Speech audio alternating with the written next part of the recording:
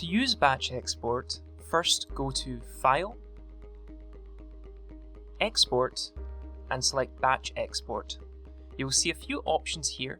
First, you will see our input and output paths. These are the folders containing the MVN files and the exported files respectively. Next, we can choose what file type we wish to export. For now, we will leave it on FBX. We can choose our reprocess quality. This will reprocess all files needing processed before exporting them.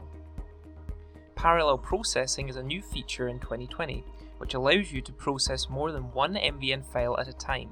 The rule is to select one less process than the CPU cores of the PC you are using. I have 6 cores in this computer, so the max that I can set is 5. And finally, we have the option to save our reprocessing to the MVN files. The option to force all files to reprocess even if they are already at the set quality. And finally, if we have GNSS data on the recordings, we can select to use the positional data before export. Now simply click Export to begin the process.